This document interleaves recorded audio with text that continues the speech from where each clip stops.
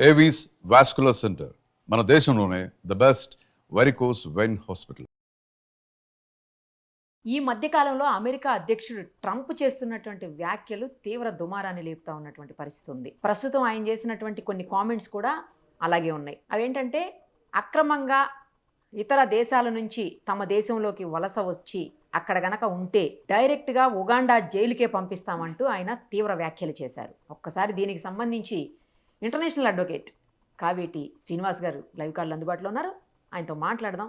ఆయన ఏం చెప్తారో చూద్దాం. నమస్తే అండి. నమస్కారం. ఈ మధ్యకాలంలో అన్ని కూడా మనం చూస్తున్నాము. ట్రంప్ గారు రకరకాలైనటువంటి వ్యాఖ్యలు చేయటము, కొన్ని సెన్సేషనల్ కామెంట్స్ చేయటం చూస్తున్నాం. అందులో భాగంగానే రీసెంట్గా ఆయన నిన్ననే ఒక కామెంట్ చేశారు. ఎవరైనా అక్రమంగా వలసదారులుగా గనక ఇక్కడికి వస్తే లేదా ఉన్నా వాళ్ళని ఉగాండా జైలుకే పంపించేస్తాము. ఇక్కడికి వచ్చిన తర్వాత వాళ్ళు అక్కడ నేరాలు చేసి వచ్చి వాళ్ళ దేశాల్లో మళ్ళీ ఇక్కడికి వచ్చి కూడా నేరాలు చేస్తున్నారు, అక్రమంగా వలసదారులుగా ఉండిపోతున్నారు. అలాంటి వాళ్ళని అస్సలు ఇక నుంచి సహించేదే లేదు అని చెప్పేసి సౌత్ సూడాను లేదా ఉగాండా జైళ్లకు పంపించేస్తాం అలాంటి వాళ్ళందరినీ నేను కామెంట్ చేశారు. ఎందుకు ఇలాంటి కామెంట్ ఆయన సడన్గా చేయాల్సినటువంటి పరిస్థితి వచ్చింది?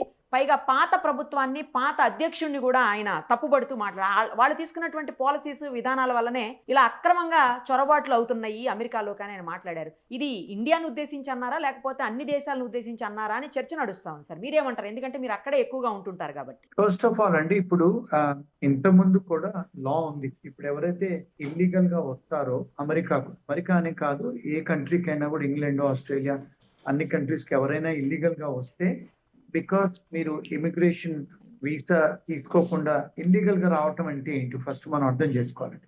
ఇల్లీగల్ గా రావటం అంటే ఏంటంటే, ఫర్ ఎగ్జాంపుల్ మీకు వీసా ఉందనుకోండి, మీరు వీసా తీసుకొని వస్తారు కంట్రీలోకి.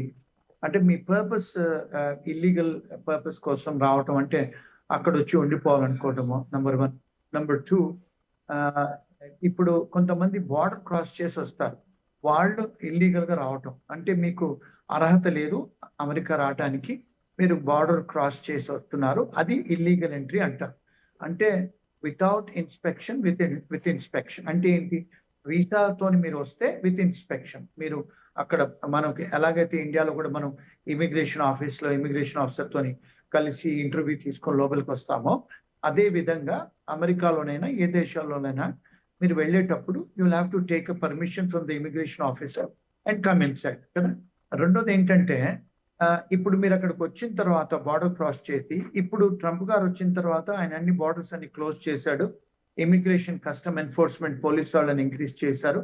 ఎవరు వచ్చినా అరెస్ట్ అవుతారు, డెఫినెట్ గా జైల్లో పెడతారు. ఇప్పుడు తగ్గిపోయింది. ట్రంప్ గారు వచ్చిన తర్వాత 80 to 90% రావటమే తగ్గిపోయింది. ఇప్పుడు రావట్లేదు ఎవరు, ఒకటి.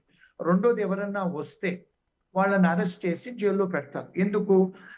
ఇప్పుడు ఇల్లీగల్ ఎంట్రీ అంటే బార్డర్లో దాటి రావటం, లేకపోతే షిప్ లో రావటం, కార్లో రావటం, నడుచుకుంటూ రావటం, ఇవన్నీ ఇల్లీగల్ ఎంట్రీస్. వితౌట్ వీసా వాళ్ళని ఇల్లీగల్ ఎంట్రీ అంటారు. అవి డెఫినెట్ గా వాళ్ళు పట్టుబడ్డప్పుడు జైల్లో పెడతారు. అమెరికన్ జైల్లో, ఇమిగ్రేషన్ జైల్లోనే పెడతారు.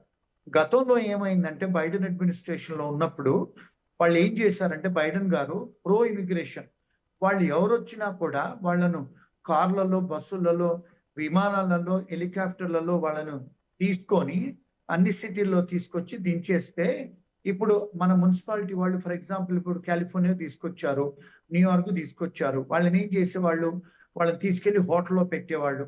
ప్రజెంట్ గవర్నమెంట్ అంటే అప్పుడున్న గవర్నమెంట్, బైడెన్ గవర్నమెంట్, వాళ్ళకు అకామిడేషన్ ఇచ్చి, భోజనం పెట్టి అన్ని చేసేవాళ్ళు. అంటే వాళ్ళకు వర్క్ పర్మిట్లు కూడా ఇచ్చేవాళ్ళు.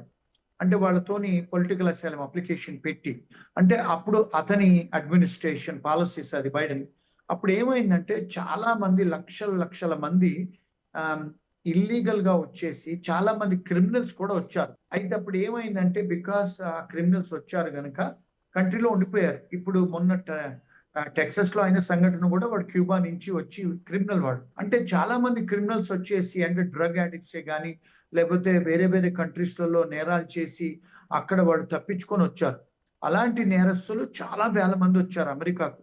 అది ఇప్పుడు తను ఇక్కడ అమెరికాకు వచ్చి కూడా నేరం చేస్తున్నారు. సో వాళ్ళు చేస్తున్నారు కనుక ఐస్ వాళ్ళని ఎక్కువ హైర్ చేసేసి వాళ్ళందరిని అరెస్ట్ చేసి పంపిస్తున్నారు ముందు. ఇప్పుడు అదొకటి. రెండోది ఏంటంటే, ఇప్పుడు ఆయన ఇచ్చిన సంకేతం ఏంటంటే మేము అమెరికన్ జైళ్ళలో పెట్టాం, ఎందుకంటే అమెరికన్ జైళ్ళలో లివబుల్ బాగుంటాయి, ఓకే ఏసీలు ఉంటాయి, హీటర్ ఉంటాయి, కరెక్ట్ టైంలో భోజనం పెట్టాలి. ఆ కంట్రీ ఆఫ్రికన్ లాంటి కంట్రీస్ లో పంపిస్తే లివబుల్ కండిషన్స్ ఉండవండి. అందుకే నేను సౌత్ సుడాన్ పంపిస్తాను, ఆఫ్రికా జైల్లో ఉగాండాకు పంపిస్తాను అంటున్నాను. పంపిస్తాను అనేసి. అవును, that is the reason actual గా.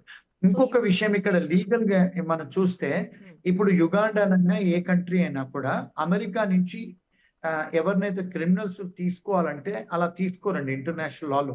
ఇప్పుడు గతంలో చూసుకుంటే మనకు బ్రిటిష్ వాళ్ళు ఎవరైతే నేరం చేస్తారో వాళ్ళ నేరస్తులందరినీ కూడా వాళ్ళని తీసుకెళ్లి ఆస్ట్రేలియాలో వదిలేసేవాళ్ళు, ఎందుకంటే ఆస్ట్రేలియా వాళ్ళ దేశమే కదా, అందుకని చేసేవాళ్ళు.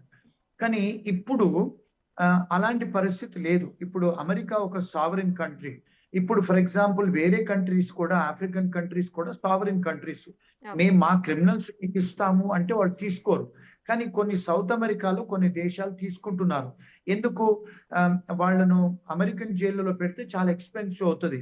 వాళ్ళని తీసుకుపోయి వాళ్ళని ప్రైవేట్ జైల్స్ కూడా ఉన్నాయండి అమెరికాలో. ఓకే అమెరికా వరల్డ్ లోనే లేవు అవి.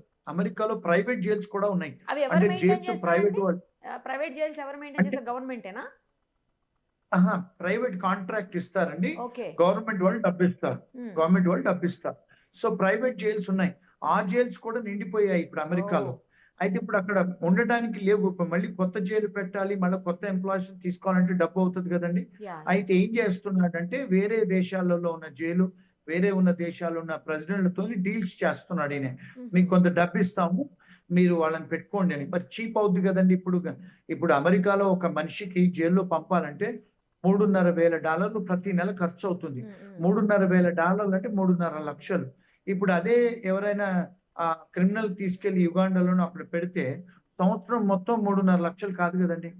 అంటే అమెరికన్ మీద బర్డెన్ కూడా తగ్గిపోతుంది కదా. మళ్ళీ అక్కడ భయంకరమైన జైల్స్ అవన్నీ. ఓకే సో అందుకని అలా అంటే భయపెట్టిస్తున్నారు వారు, అంటే పంపించేస్తాం అని. అదేలేండి. రైట్ అండి, చాలా క్లియర్ గా చెప్పారు. Thank you so much. Thank you. Suman టీవీలో మీ పర్సనల్ అండ్ బిజినెస్ ప్రమోషన్స్ కోసం కింది నెంబర్కి కాంటాక్ట్ చేయండి.